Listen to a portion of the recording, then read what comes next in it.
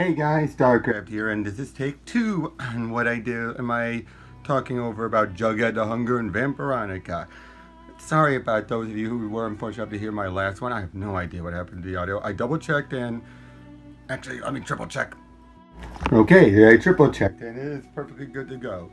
Now let's talk about Archie for a second. Now I know some of you who have been here since the beginning know that originally I was going to be talking about this Archie vs. Sharknado. I will get to that eventually, just in a slightly different format. But eventually I'll also be talking about some of the other Archie books. Like, for example, I gotta talk about Archie Beats Punisher. Yes, I own a copy, clearly. Don't have them out, but you have Archie and Batman, or Harley and Ivy meet Betty and Veronica.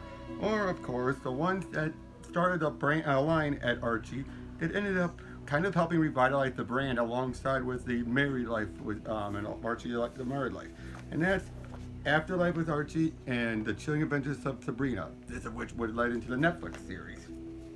These would obviously do something radically different from what Archie would normally do. It made him, of course, a horror movie where Jughead became a zombie and started a zombie apocalypse and everything. And in the Chilling Adventures, it just took a darker spin on everything done with Sabrina. And, well, since it's not going to be on the topic today, you also have Blossom 666, where the Blossom and the Cheryl and Jason Blossom, the twins, are both possibly in running to be the Antichrist. Yeah. But that's not what I'm here to talk about, although these got things going and started introducing an interesting idea. But the one problem is they both fall under the it's done when it's done scheduling, and unfortunately it looks like most of them have been kind of fallen by the wayside. Hold on! Just give me a second. I'm back. Sorry about that. Anyway, like I was saying though, during the points when it looked like they were still going to do more issues, another title came out first as a one shot, and that was Jughead The Hunger. Eventually got led into his own ongoing, although they were given a different sub-brand instead of Archie Horror. They were given Archie's Madhouse. No idea why. But then along the line we eventually got Vampironica as well. Now, I want to make something very clear. I know so many people are Team Betty, there's Team Betty, Team Veronica, Team Cheryl Blossom, Team whoever. I'm more Team Veronica. Why? Well, one, I think being Team Betty is a bit too cliche by this point. So many people are Team Betty. There's just to the point where it looks like they want to just derail everything about Veronica just to make sure Archie gets together with Betty for the most part. And I think that's a bit unfair, but the other reason why is I think personally that that Betty, she is great the way she is. There's not much need for character growth unless you're going to do like what they've been doing since the reboot and everything with Archie. But whereas with Veronica, she has so much chances for growth, to become a better person, to get beyond between being the spoiled bitch and all that. Okay, sorry, not spoiled bitch, spoiled brat, etc., etc. That is much more than Betty, who again, it's perfectly fine the way she is, a perfect wholesome girl. Maybe a bit too perfect, but for the most part, it's like she's the obvious one. Whereas Veronica, it's not just she's, in my opinion, the better looking one, or that she has a whole lot of money, or nothing like that. No. It's because, like I said, the fact that she has more room to grow than Veronica, and than Betty does. But why are we here to talk about?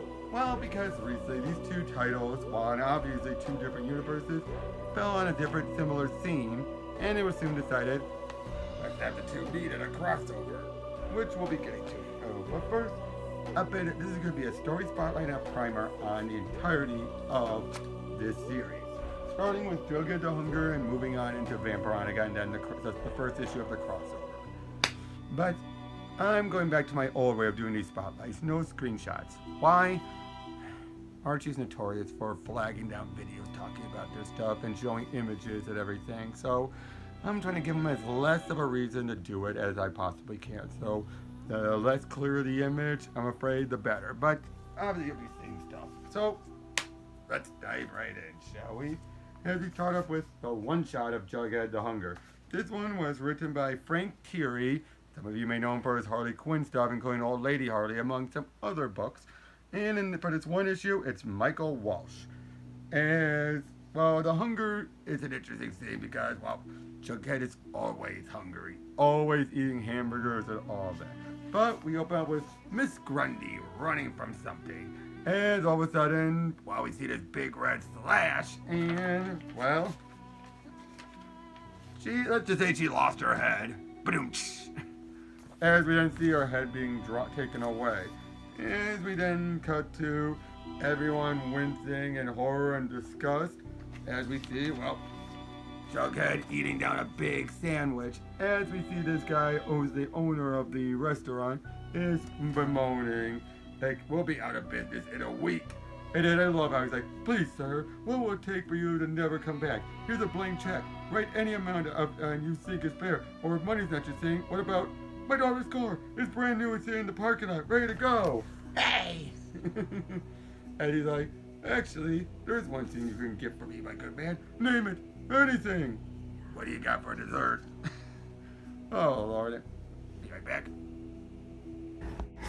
I'm back. Sorry about that. Now, as I was saying, as they're coming on out, though, Reggie starts giving Jughead a bit of a earful. But to be fair, in this regard, it's making Reggie have to be an asshole, which normally he is.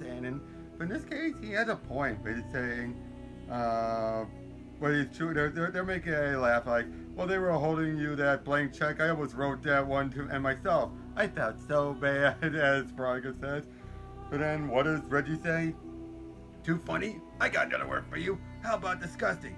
And here's some other words that describe what it's like to go out to eat with you. Inhumane, embarrassing, just plain vomit-inducing.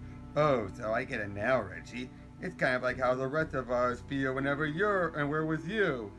Yeah, to be fair, Reggie's got a point. All that eating and everything was just... Reggie takes it back by pushing and they break him up. And unfortunately, to the point where Jughead's saying he'll get his one day, he promised.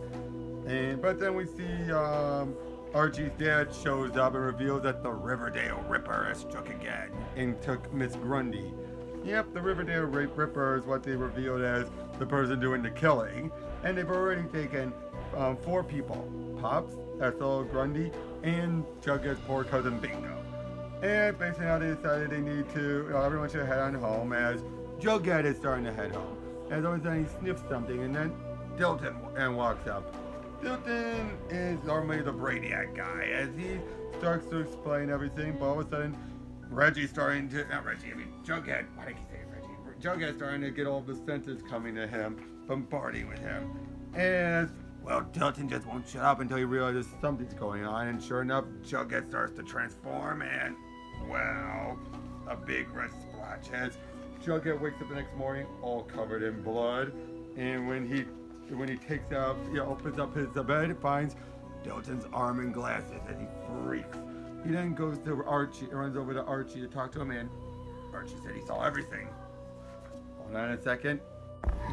I'm back yet again. Anyway, like I said, Archie says he saw everything. As we then see, well, yeah, Archie was there following him and saw Jughead transform and attack poor Dilton.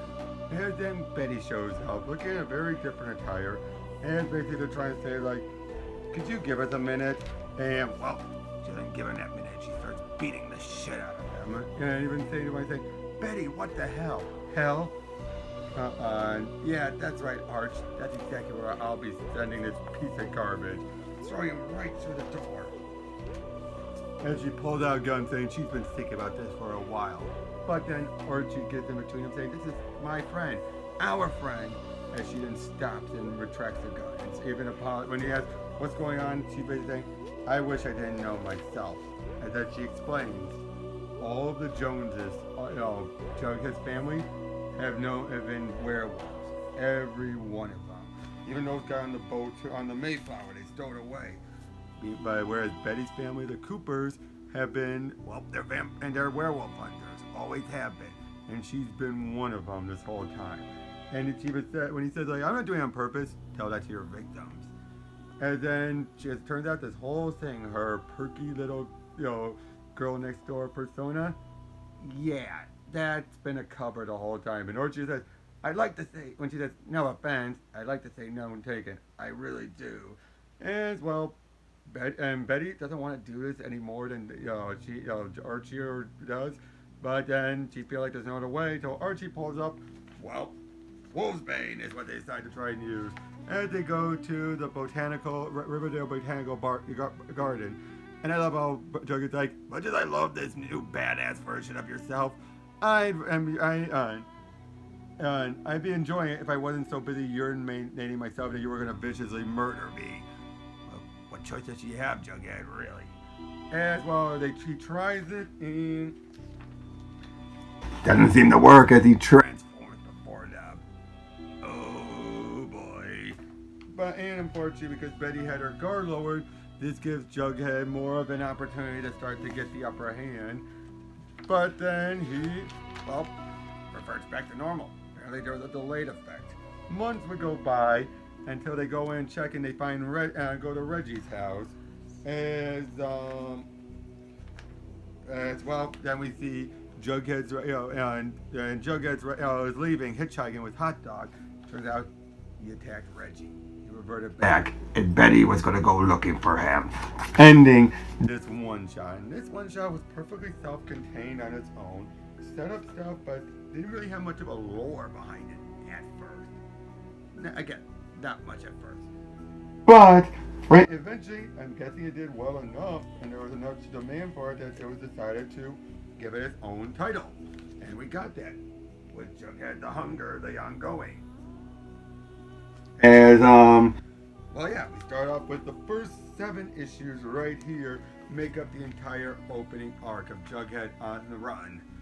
As we open up with, first, Betty and Archie are able to drop off Reggie at the hospital as they're trying to get him, to attention, but he flatlines, unfortunately. Everyone's devastated. But before they deal with the body, he also beats and gets back up again and attacks a nurse. Yep, his werewolfism is passed on. And then we see that Jughead has been working at a circus for a while, as he meets up with a girl named Abby, who is a nice cutie who seems to take a liking to him. And she then explains how, hey, everyone who goes to the circus has something to hide. That clown over there ran the very first Ponzi scheme. Those 2 twins trying to get away from their abusive dad. I've also been guilty myself, so I did not murder. As we didn't see Jughead give us a summary for what's been going on in that one shot.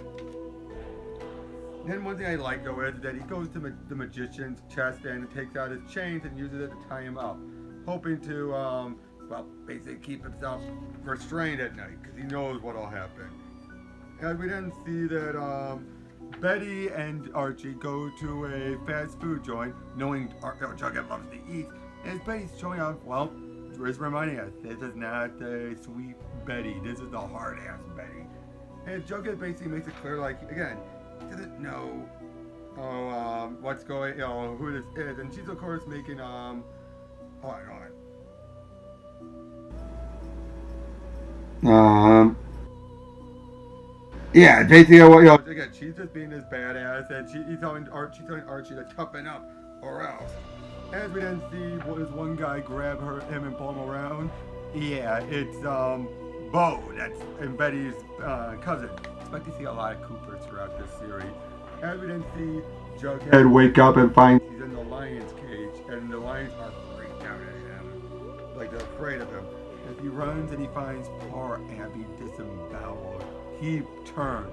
Someone got him free, and deliberately at that. As he then runs off. As we then see Veronica is hearing about how Betty and Archie have run off together, leaving her behind. And then she heads into the other room and finds that as we then see Reggie has shown up in a wolf form, ready to eat her, it seems.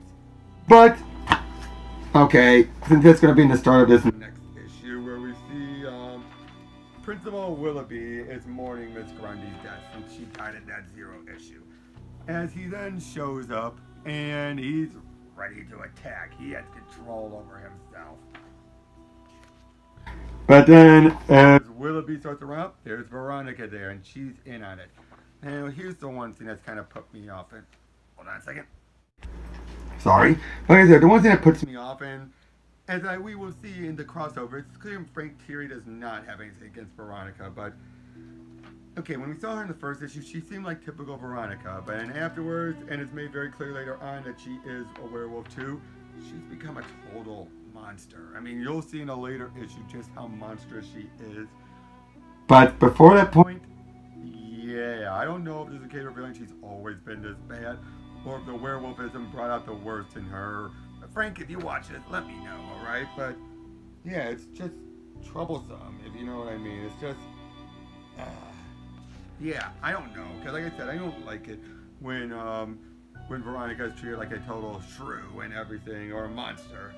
As we're then seeing, Bo is trying to toughen up Archie, and he's not sure he likes what's going on, all this. But, well, again, the Coopers are trying to show him the ropes, and it's more and more making feeling off-putting.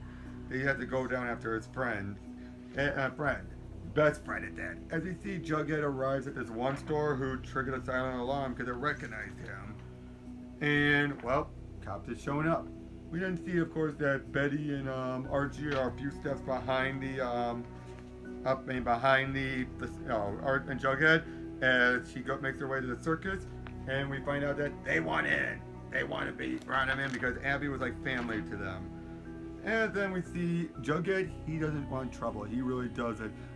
Actually, the poor store owner gets ripped to shreds by another werewolf, and Jughead runs.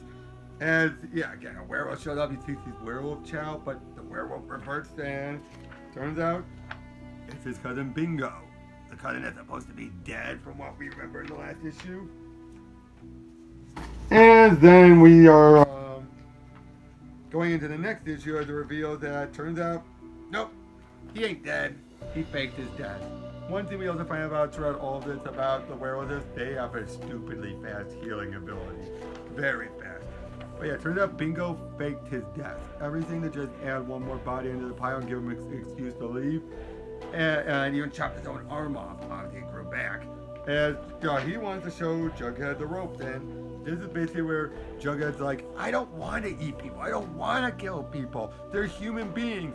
To which Bingo points out, hey, do you mourn the cow that you eat your hamburger? They're just food. Nothing more. That's how these werewolves look at people. Like, they're just dinner. That's it. And it turns out, now, the artwork by this is by, for the whole time, has been by Pat and Tim Kennedy, and from issue 2 onward, co-drawn by Joe Isma, which allows us to get on time. And they have a very similar art style. Not exact, but similar. And then we see, look at this. Just look at that. Yeah. As it turns out, a werewolf can also trigger another person to change, but that's by a scratch or a bite. And then we see, again, more of the Coopers, just showing off how badass they are. And we eventually see Archie's meeting up with Betty's niece, who's an aunt, who's basically the head woman of the whole group family. And she has a very bad scratch on her face, very bad. We find out about it later, but she basically tells Archie, look at it. Look at it and know what you're getting yourself into. Again, this whole time, Archie is just doubting himself big time. As we then see, the circus folks have caught up with Jughead and Bingo. Yeah, sadly, it's a massacre. A major, major massacre. And also, I should say, the aunt's name is Elena. But yeah, it's a massacre. They're all dead, pretty much, except for the ringmaster and one of the two of the midgets. Eventually, yeah, they don't last long either. But then Betty and Archie show up and start slashing at Bingo, really taking him apart. And then, when it looks like Jughead's about to go for Betty, Archie shoots him. He's like, we're trying to stop him. As he's then roped up into all this. As and Bingo gets Jughead out of there. Meanwhile, back in Riverdale, we see that that Reggie has been able to gather Veronica, Willoughby, Moose, and Cheryl. And they all have their reasons. He made Archie and Betty leave me behind. Veronica Lodge does not get left behind. He killed Grundy. He killed my little buddy, Dilton. Me? I just didn't want to get left out. That's the reason, isn't it? As it turns out, they all transform, and ending the second issue with, well, they're all werewolves too. Oh, oh boy. The next issue then shows its awful backstory as we see Elena as a little girl. She went on one of her first missions and they met up with a F.P. Jones, who is actually Jughead's father, we will later find out. As he has this whole gang with him and, well, it's a slaughter. It's a complete massacre slaughter. And meanwhile at the funeral we see that Elena meets up with the grandfather who was there. He's the head of the Cooper's family at that point. And similar to Betty, she goes undercover and basically meets up with FP's brother. In other words, Jughead's uncle. As they're talking, get to know each other, she takes a liking to him. As it turns out, this is going on for a while. Her grandfather shows up, starts to basically like, "You're no time for you to leave," and it leads to a bit of a fight. The grandfather getting killed, and Elena's ready to throw everything away. Just like, no more of this Cooper Jones stuff. Let's just be away together. But he doesn't want to leave at all, and he basically said, "The future of life is not for me." She snaps and kills him. Basically rips out her heart saying, "You broke my heart, let me take yours." She's crazy. She is nuts. As turns out though, since no one knew everything that went on, they just thought, oh, grandfather got killed, she stopped him. That shot her up the ranks. As she then took charge and called another member of the family, basically saying, when you're done with this, I need you to go after in Jughead, basically, ending that issue. And we then go into the next issue as Jughead has a nightmare. It seems to be a nightmare. And we hear more of the family, his dad and everyone, are just talking, all while he slept. And then he wakes up and everything, and then wondering where the hell Bingo went. And also, he's naked. And we then see, everyone believes that Jughead is the Ripper. And we're then introduced to Jughead's mother and his sister, Jellybean. Yes, that's her name, Jellybean. And imagine that as a game show question. And they meet up with Mr. Willoughby, who again, no one knows what's going on. But when the mom turns around, Willoughby and Jellybean are missing. Uh-oh. And then we see Jughead has no choice but to steal some clothing. And I love it. I pooped today. Nice. And then he makes it back to the motel he had been staying at. But when he does, he finds poor hot dog ripped to shreds. As we then see that Archie, he's really starting to feel just bombarded by this. He wishes things would go back to normal, and Betty says she does too. Archie says he finds that very hard to believe. Actually, when she says, "Hey, you don't think I want to go back to that Arch, that things used to be?" Honestly, Betty, no. No, I really don't think you do. I think you, on some level, you like this running around Buffy the Vampire Slayer killing. A second. I'm back again. Sorry about that. But anyway, like I said, I think at some level you like this running around like Buffy the Vampire Slayer, killing werewolves and being all badass. I don't think the sweet girl I knew in Riverdale was ever the real you. This is the real you, and it's not the real me. Look me up if you ever find yourself back in Riverdale. That's good luck. And I like that. That's one thing I really like about the writing in this, is that they set up that Betty that we knew, from the old Betty, never existed. It was all a cover. And basically it is pushing Archie a bit to the edge. He feels like, again, like, wow, that's it? All I ever knew was fake? And yeah, he feels like crap. But here's then why the reason I had the problem with what's been going on with Veronica. She's the one that killed Hot Dog, and she took delight in it. Just look at that smile on her face. She loved it. Now again, don't know how much the werewolfism causing it, or if she's just been this monstrous. But then she just tosses Jughead right out, shredding that shirt, of course. And they started going into a fight. As meanwhile, in a abandoned amusement park, that's where Jellybean's been kept in by Reggie and the others. Then we see Although one thing I like is though is Jellybean is not want to take it lying down. She's trying to get herself out of there. All of a sudden, blood starts trickling down as some other werewolves throw Mr. Lumpkins, the mailman, down for her to have something to eat. As there's other werewolves there, taunting her and basically saying like, laugh it up, furballs. You're gonna have your tails between your legs when Jug shows up to rescue me. You'll see. I hope. As we then see, Archie makes his way home, and his parents first seem to be the loving couple, but then they chew him out. I don't blame them, but I don't really care for how they were drawn here. They do not like most of the usual designs for them. And then, I just love how his father's like, go to your room, mister, and you better get used to it, because you're grounded for at least a year, maybe 2. Go to your room. Best thing I heard in weeks. Is he in a mess? I think he may be on the mess. Hell, I might start taking some soon the way things are going around here lately.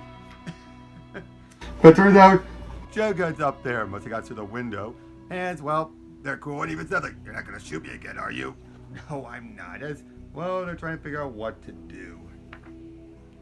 And, and even saying, like, how are we supposed to know what to do here? I'm a freaking werewolf, for Christ's sake. And my cousin Bingo's a werewolf. And now Reggie and Veronica are werewolves too. Whoa, wait a sec. Ronnie and Reggie now too? What the hell?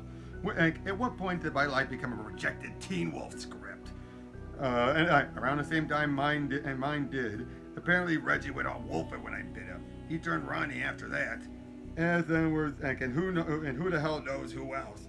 As well, they meet up with Betty, who basically like once a vampire hunter, always a werewolf hunter, always a werewolf hunter. And then once they come out and they find that Jughead, Betty's having none of it. She's ready to just take him out. And then he says like, I'm gonna calmly open his throat. Go ahead. What? Make that a double what? And add a the hell due to it. I love writing like that. No, I'm serious. You know why he's here, Betty? His sister's been kidnapped by Reggie and Veronica. Yeah, that's right. Our Reggie and Veronica.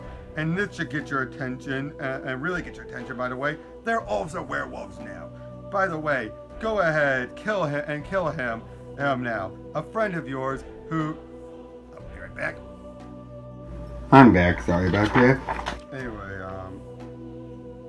hey now, go ahead, kill him now. A friend of yours who's coming to us for help because he has nowhere else to turn. Oh, and oh yeah, totally innocent girl's life at that stake. But why the hell should that matter anymore? You want to prove to me you're not a fake, that we do really mean something to you and we're not just part of some crazy mission? Well, here's your chance to prove it. As Betty then says, though, she feels bad for about Jellybean, but she just can't. Oh, well, okay, something's up with my lighting. Hold on. There we go, much better. As we then see that Jughead's using his sense of smell to make it there. And, well, he gets slashed in the back good by Veronica. As Jughead makes his way to Jellybean.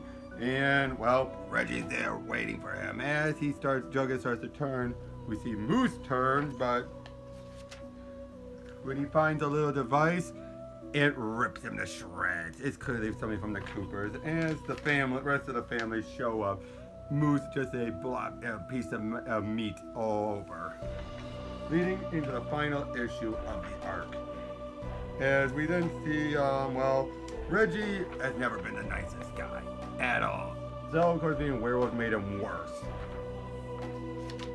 As we then see, they're going in for a tussle, and Veronica's ready to go for Archie, but then Betty shows up, and basically she feels like, oh, this is going to be so satisfying to fight a strike at Veronica. And even says, come at me, bro.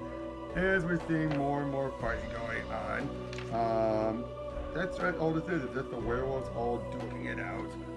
All of them are just fighting it out until, they're about ready to go for Jellybean. When then the Coopers show up. And also we see, when the Coopers all show up. And then we see, Betty pointing the gun at Veronica with Archie right there. And, as basically Veronica and Betty shoots Veronica and Veronica runs off.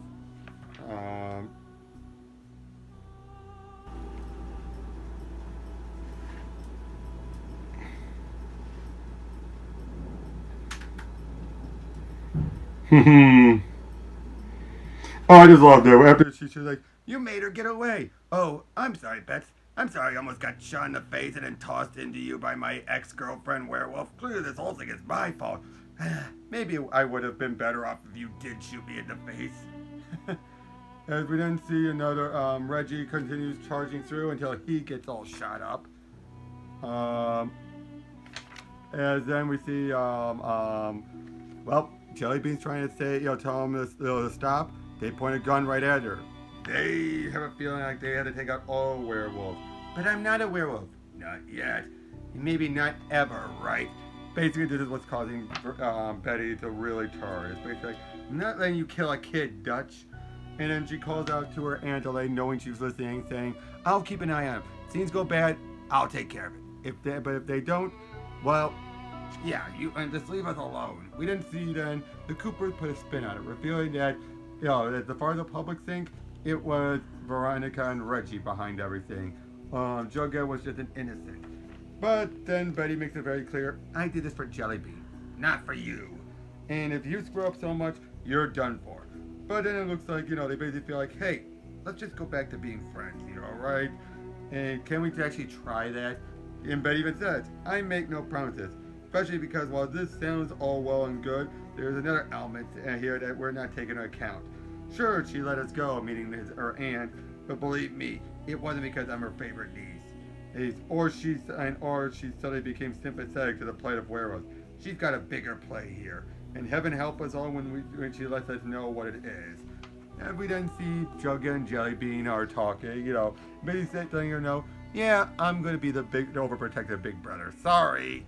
But hey, I'm glad the Coopers are wrong about you being a werewolf. Turns out they weren't wrong. At all. Oh boy. As we then get into a one-and-done-in-one issue right here, in which, basically to sum it up, this whole thing reveals that Riverdale's actually always had a history with vampires. Not vampires, that's our next one. With werewolves, sorry. As they've always had that. It's been a long history. And as far as they believe then, they think that everyone thinks that it was all Reggie who was responsible for, and Veronica. Again, this is showing us that basically they have a news crew coming through, recording everything. And as far as they think Reggie just snapped, went crazy, wore a mask, used their history with werewolves to start doing all these slaughterings. Veronica joined in, and while they had abducted Jughead and Jellybean, Betty and Archie came in to help, and they got them all out of there as the other two remain at large. When Betty went to ask, she punched the camera guy. As we then see the news reporter with Archie, Jughead, and Jellybean. When she asked Jellybean how it was, Jellybean runs out of there.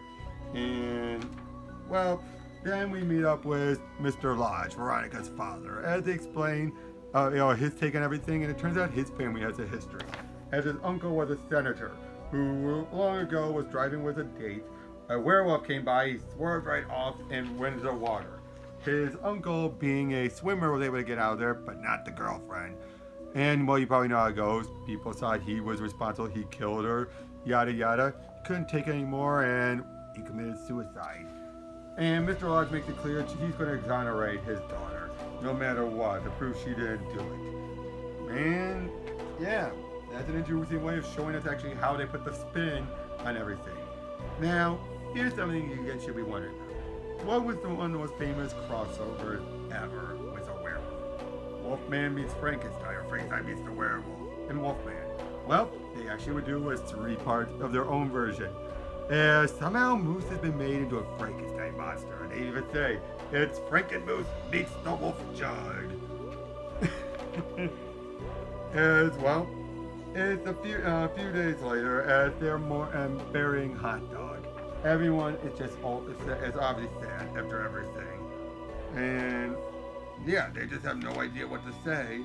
As then we see, some mysterious figure is looking as a door busts open and looks as a giant shadowy figure shows up. We then see that true to their word, Betty and is trying to keep things going on fine, just checking in, seeing how things are going. Things seem to be going fine and all that. And she's making it clear, you came back for your sister. You care. You obviously may know there's nothing bad. and she's starting to warm up more. But then we find out Hot Dog's body's been removed. Not only that, but just about everyone that the Riverdale slasher had killed, including Moose's remains as well. They say Pop Tate, Miss Grundy, Dilton, other Riverdale Ripper Vicks, and their bodies are all missing too. As Betty goes and checks and finds a hooded figure who, well, she starts to fight. He stays quiet. And all of a sudden, big things of arms came over and grab her and choke her out. As we then see that every night Jug gets chained up, so he doesn't do any harm. As he then, when he finally reverses to normal, he sees that there's Archie there with a gun in hand, keeping an eye. I love it. And I don't think, what a guy, up all night keeping watch over me. So am I going to repay him? By scaring the hell out of him, of course. Wake up! As he falls down, but then points out Betty never came to switch shift. That's strange. We then see Betty's all chained up. As we then see Dilton show up. Wait a second, what? As he mocks, he makes fun of her, and then we reveal, well, if the cover was already enough, Franken-Moose. That's interesting. And then we open up the next issue with Midge with some guy who's trying to make the moves at her. But, well, Moose lands on the car and rips it off. As he sends the one guy, the douche, flying, and then Midge runs off. Of course she did. As well, they start looking around. Archie and Jughead are trying to figure out what's going on, and then, well, Jughead starts using his sense of smell. As he finds something of cloth on the ground, and it smells similar but different. As we then see that Betty is all tied up in an criminal insane institute, but someone lets her out, the hooded figure. He gives her the gun and wants her to shoot him. And then we see the guy, Dilton, show up. Only it's not Dilton. It's his cousin Milton. Turns out the hooded figure is Dilton. Ugh. And so let's just make it clear. Milton is clearly a mixture of Frankenstein and Reanimator. He's trying to resurrect everyone. And he was one of his first attempts, and it's been mostly, unfortunately, a less of a successful one. He doesn't have his intellect or anything. He's just a good lab assistant. Meanwhile, we see that Midge is still running from Moose as she tries to mace him. Doesn't do much good, but when he holds her close and calls her Midge, and then he runs off because somebody's contacting him, well, Midge realizes it's Moose. And then I love it when they show up and Archie and Jughead show up at the insane asylum. Because of course. I mean, an old abandoned insane asylum. A freaking abandoned insane asylum. First, a rundown old amusement park with Reggie. And now this. Can we get any more cliche? Don't look at me. I just go where the scents lead me. And that was here. You mean not the ancient Indian burial ground in the middle of the woods or that place in the middle of the woods where all those campers were murdered? I'd double check if I were you. What can I say? It's not like I'm the one who picks up evil later. As he's getting the same thing that brought Moose. As he changes and then Moose comes in at the same time as, well, it's ready and they're ready for a throwdown.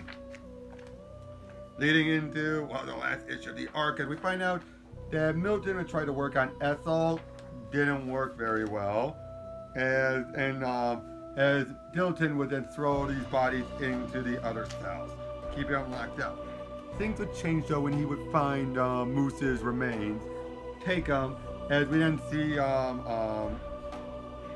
everyone's trying to deal with Moose, but because of his werewolf nature, he's still healed, which actually makes him a prime candidate for helping things out. But and Betty realizes that he's like Frankenstein, he's afraid of fire. And he is. But then Midge runs up and basically makes it clear, like, Moose would never hurt me. Not my Moose. And if there's anyone you should be upset with, it's Milton. To which Betty's like, she's got a point. But then Milton reveals he wants to use Jughead's werewolf blood to try and heal everyone. Because that's why Moose was such a success. The healing. So, Jughead starting to lean in on it. Of course, Archie's like, you're cold crazy. But then when he looks at, hey, Betty, back me up. It's his and Jughead's call, not mine. But then Archie decides to be like, fine, I'll make the choice. As he then starts shooting at everything, feeling like, no, this is not right. But then they all have to get out of there. As it turns out they release everyone. To which even Archie feels like, well, Aren't I the jackass? As Milton and Moose and Midge all run out, as they make him watch the place burn down. The next day, they know, and by the next day, they find out there's no one else left. But Hot Dog comes already. Turns out Milton had a little bit of werewolf blood to heal him, as he also leaves a note, basically making it clear, please accept this gift as a token of my intentions and a demonstration of what could be, until we meet again. As we then see Milton, Dilton, Moose, and Midge are drying. Midge having blue skin for some reason. Is that a coloring error or something? I don't get it, because we see Milton is fine, but he's calling someone. And it turns out he's talking to Mr. Lodge. And apparently another one of Milton and Dilton's cousins, Wilton, is the butler or the aide to Mr. Lodge. And it turns out he makes it very clear, you're all expendable, you know that. As we go into the last two issues here, that basically wraps all things up. As we then see and Jughead has a nightmare that eventually has his father there as he wakes up. And well, that's all they're just, either having a good time with Hot Dog, just talking things out, trying to figure out what's going on. But when they go into the woods, they find Bingo is there. And we find out that apparently more times than not, werewolves don't usually go for dogs. They're like cousins themselves. I mean, it's not a guarantee, obviously, but for the most part. As we then see Betty and Archie are there, Bingo gives them an earful. As but basically reveals, I'm not here for you. And well, he then tosses Hot Dog at them and runs off. But unfortunately, Jughead's starting to turn. As we then see that, meanwhile, that night, Mrs. Jones is leaving Jellybean and her friends behind for a slumber party. And well, that's where the penultimate issue ends as we lead into the final one. As we then see, it's a werewolf movie that's being shown, which freaks out one of Jellybean's friends. But they feel like, hey, it's nothing like that. They're clear across town, country by now. But then when all the friends, she told her friends to go out the back, she'll handle this.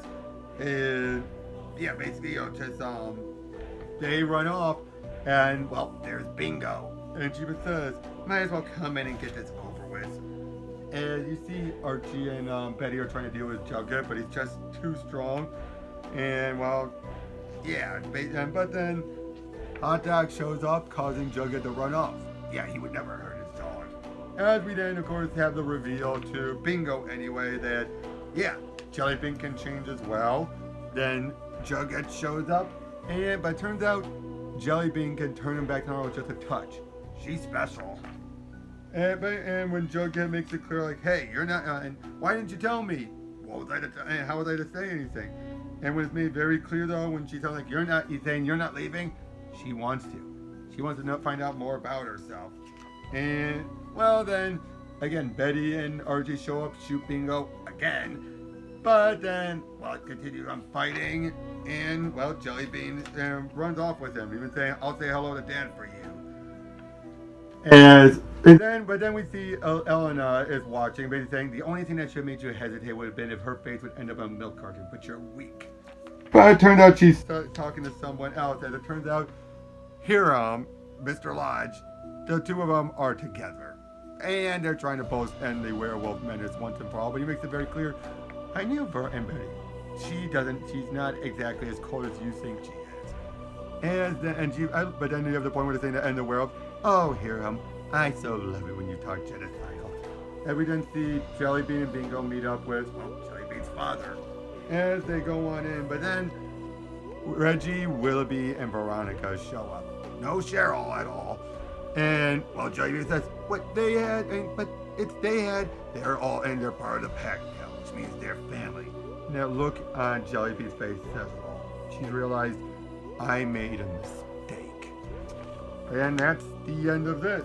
Now this would lead into the crossover, but beforehand, we obviously have to talk about the 5 issues of Vampironica. Like I said, I've been a big Vampironica fan, so imagine my surprise when this was announced. Now this was not done by Frank Thierry, but instead by Greg and Meg Smallwood. Greg Smallwood, known for doing the Moon Knight title for a good length of time. And they would be on for the first 3 issues before because of Smallwood's schedule, and probably because they already knew they were going to do the crossover by that point, they decided to replace him with Greg Scott for the last 2 issues. But Greg Scott has his own interesting style, but Smallwood has his own distinct one.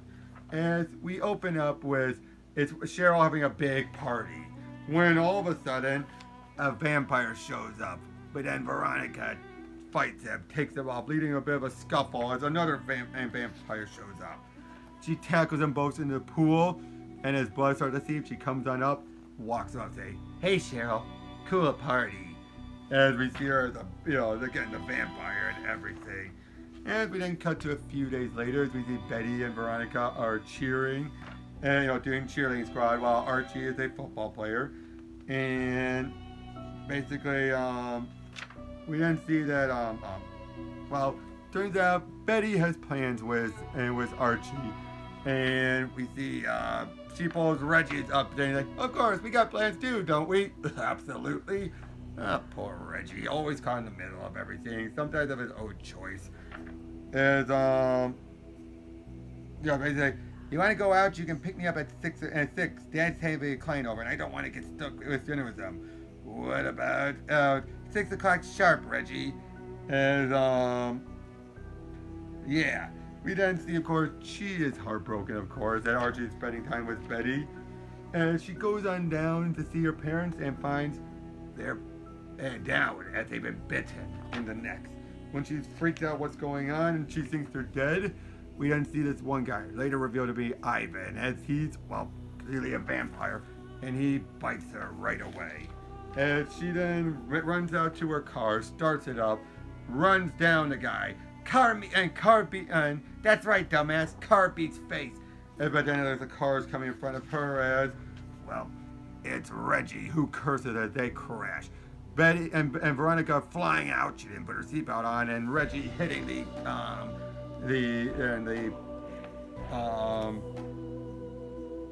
pillow, and the safety. As she gets up, sees Reggie, and all of a sudden then she feels a desire for blood. But she then runs off, freaked out, not knowing what's happening to her at all. Meanwhile, we see Reggie getting up. Ivan makes his way to her and to him, ending the first issue. Now, one thing you'll be noticing is that this goes by really fast. It really does. And at first, when I saw this is disappointing, it's going by really fast, and you don't know it at first, but this is actually a very finite series. Veronica is running through town hoping to find someone to help her. She goes to Archie and finds he's with Betty. And she's like, "Son of a..." And total chill night, my ass. She's gonna make a move. Then she does all scared, being scared of the movie, and I love it. Pretending to be scared, that place is all old as your last manicure, you little faker. As well, they're about to go in for a kiss, and Veronica runs. She is completely upset. Obviously. The next day, we see Veronica's in the high school's basement, as Dilton comes on down and finds her, wondering what's going on here. For a brief moment, she lashes out but gets back control. Talks about what's been going on. How he said he needed the school equipment, so he borrows it and brings it back. He asks what's going on with her, and then she passes out. She hasn't had any blood at all since she first turned, so of course. And then she has a very creepy nightmare. She sees 3, Archie, Betty, and Jughead's heads as Ivan taunts her. She calls him a monster, but then she starts to turn into a more, animalistic bat. As the heads of her friends taunt her, as she looks freakish. She then wakes up, as turns out Dilton has her chained down in the school's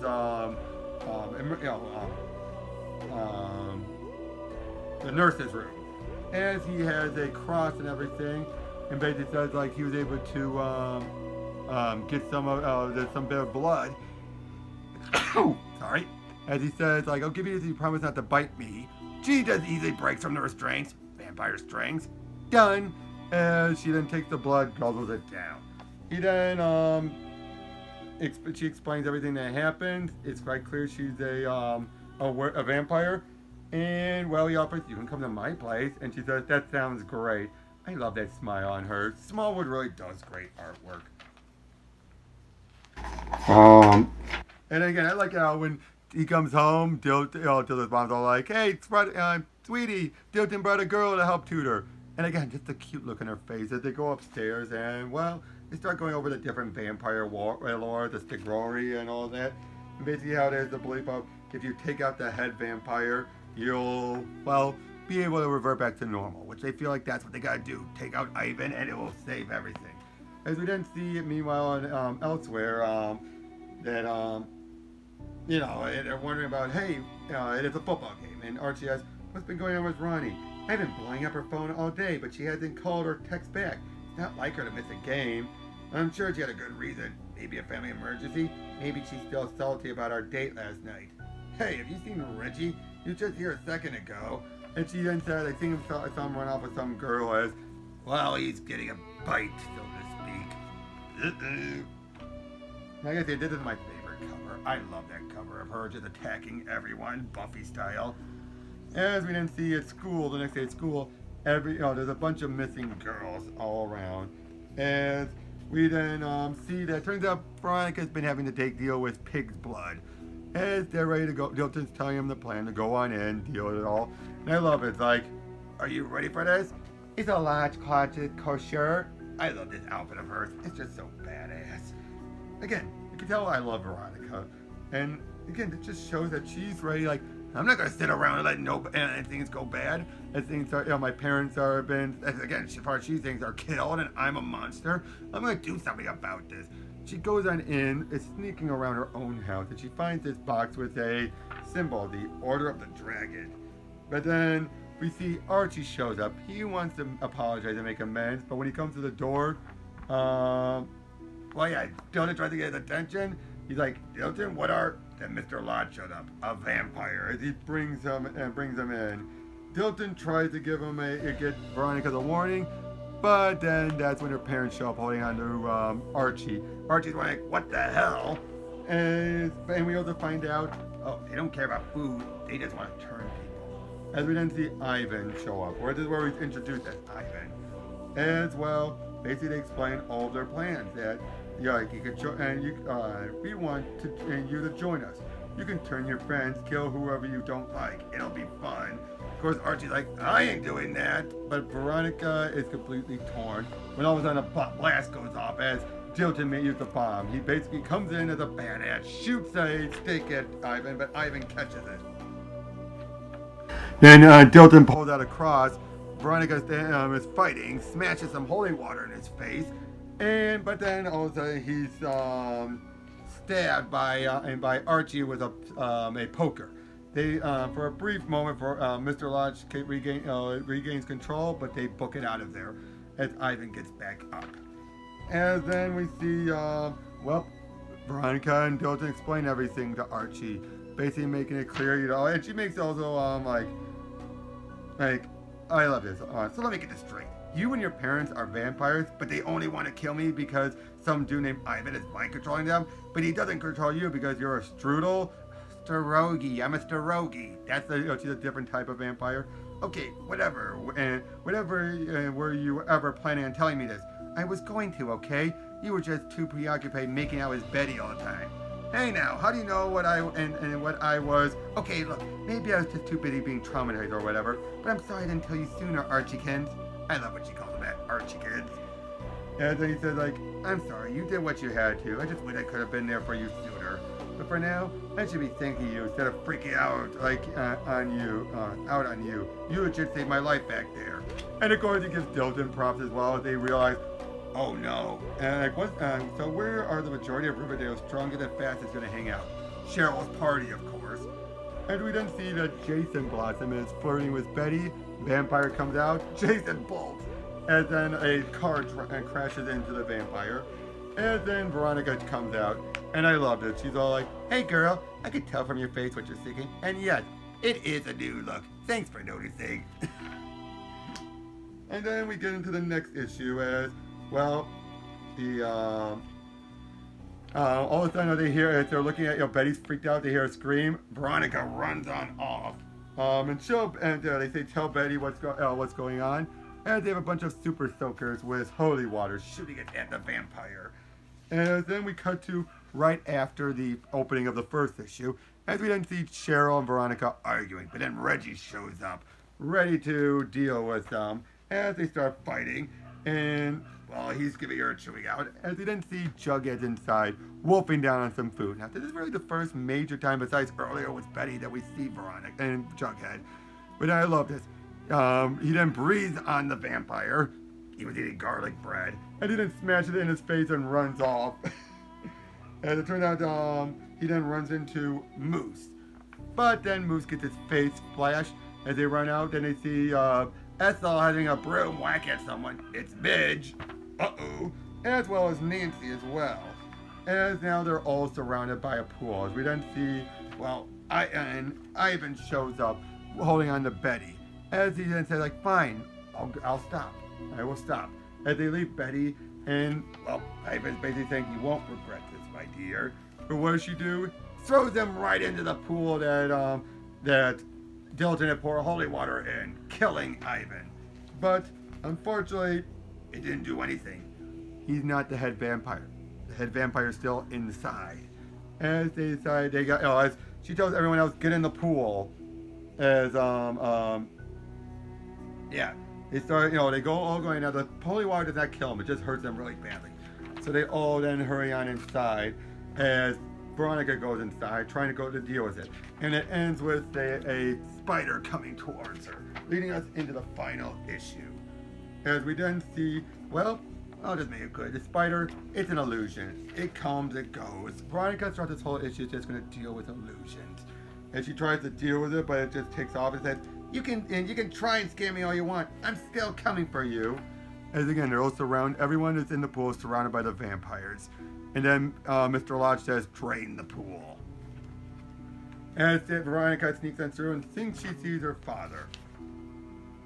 And there's Archie as well. As it turns out, apparently they played, and this illusion makes her think that Archie is being more like a son to her, and he's just a spoiled brat. I had to pay off every friend you've ever had. No one would love you if I didn't pay them.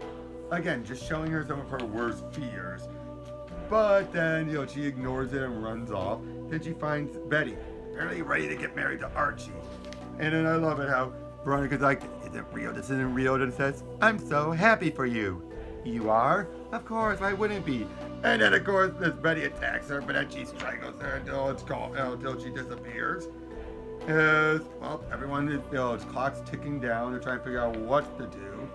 And, they just, they realize, like, these are our friends. What do we do? They're not looking exactly friendly. You see them, Veronica, keep on sneaking her way down further and further until she finally comes to the box, opens it up and seems to think herself, but she says, how I know this isn't real? I wouldn't be caught dead wearing that, as she stabs the, what looks like her, revealing just some guy. As she then sits down saying, goodbye pig's blood, hello milkshake. As she even feels her teeth, although this would kind of be contradicted later, as everyone starts to return back to normal. Everyone, Moose, Midge, Reggie, everyone, and they're fine too. As they basically run on down, everyone's like, oh, we're so sorry, all that stuff. And, basically makes it very clear, she tells Dilton, no, you're not going to borrow equipment. You want it and the best, just use the Lodge's credit card. And then tell like, you would not believe the night I have. And they all decide to head off the Pops to celebrate. And that's Vampironica. And also I want to talk about, and I'll talk a bit more about all the series when I get through, but now let's dive into this, the accumulation of everything. Why am I putting this after Vampironica? Well, besides having to give a setup, but this also takes place a bit more with the immediacy of it, as this focuses more on Vampironica's side. As, well, first we find out Veronica still has her teeth, and she has a knife ready, and she cuts a cake as everyone's celebrating. They're all like, yeah, you dealt with the vampires, they're all gone, everything's back to normal. And we get a bit of a summary about what happened, kind of what happened in Jughead The Hunger. Then Pop shows up saying, sorry to cut this short, everyone, but bowling night and everything. And these hooligans show up, and well, they're vampires. as they jump in and, well, take a bite out of Pops. Jeez, poor Pops, he just can't catch a break at any of these things, can he? As Veronica shows up, where she left her phone. She tells them, like, hey, leave him alone, as then they reveal, and she's like, well, wait a minute, how are you all still here when we dealt with, what, you thought you dealt with Dracula? They never thought that was Dracula. Oh, that's a little bit of a, like, I think all the like, they thought she dealt with Dracula. Sorry, why don't you ask your parents? My parents, oh, forget it. You're in for it, though. You two get away from Pops immediately. One guy throws a stool at her, and showing that why he didn't take her arm off, revealed she still has her strength. As, well, she takes a swing at one guy, but then another grabs her and tosses her right out of the building. Before they can go any further, they go, as one puts it, back to the future style as they disappear. Veronica saying she's a little rusty. If this is the same night or the very next day, how are you, Rusty? And she goes on in, finds that they're gone and Pops too. Makes you wonder if Pops turned as well. As, we then see that Dilton wakes up and finds Veronica there. And I love it. He said, like, you know, under normal circumstances, I'd say waking up to find a beautiful girl in my bedroom was me still dreaming. As she explains everything to him, and I love how Dilton says, like, shame on me for taking what we were told at face value, not testing this sooner. And he, well, put the cut in his hand, as well to see if she's still a blood, she can't control herself, and sure enough, she can't. As she starts going for it and just sucks at it, revealing, yep, you're still a vampire. And she decides, I need some answers, real answers. And she busts through, Mom, Dad, it's family meeting time. And I love this.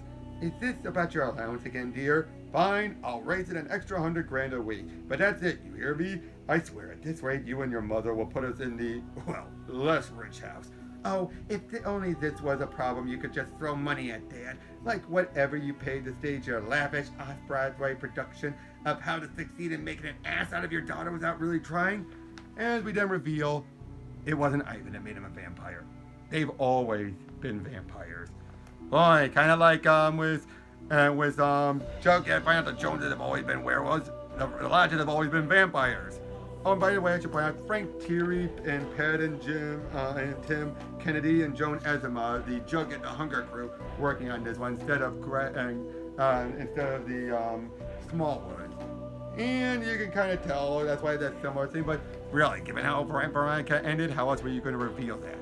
But yeah, they've always been vampires, but in their case, they're Nosferatus. As well, they try to explain it, revealing they've been in a war with each other, but then Veronica disappears and, well, that's where it ends. So, what do I think? I love these. I really do. I've been loving the entire Archie Horror stuff, but I really love the lore that Frank and Thierry and the Smallwoods have introduced, but especially Thierry. Thierry really loved to put in build this world and set up the lore and everything for all of this. And, well, I mean, the fact that he was actually able to expand a bit more with Vampironica, especially after, well, again, given how it played out and became a finite series. Again, much to my disappointment until this was announced. But with Jughead The Hunger, for example, I really do like how throughout all of that, you had to be, again, you have Jughead trying to deal with everything. All the other Joneses feel like, hey, we're just going by our instincts. Why not? Okay, we're superior.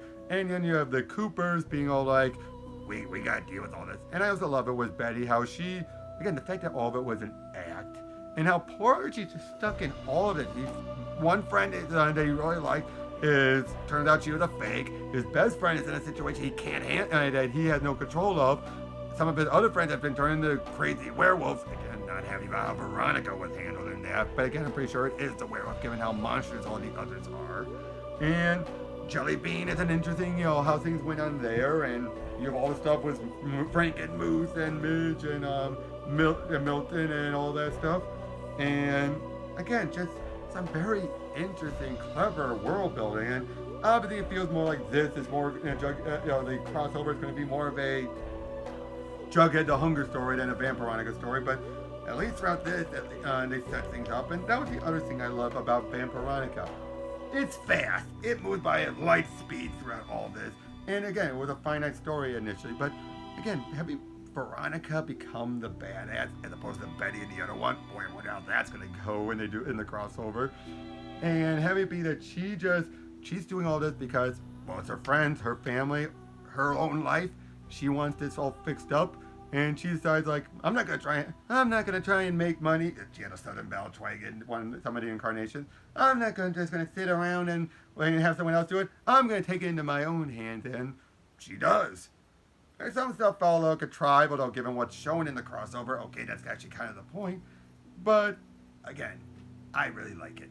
And like I said, the crossover, that first issue, I'll be talking about all the other issues as they come up, but that first issue really was able, again, clearly trying to play off of what was where Vampironica ended and lead it into the crossover. I'm pretty sure the next issues are going to be everything within the crossover, but I'm curious on where it goes. And Frank, Greg, and Meg, all of you, you all have done great work. And all of the artists and everything, great work as well. And yeah, that's about all I really can say.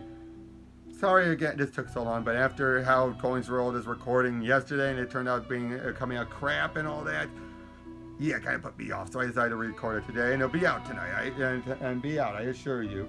But I will still be getting into reviewing Dial H for Hero #2, still the best of the Wonder Comics, and Freedom Fighters #5. Tune in and I will get to those. I do promise you all that. But until then, this is Starcraft.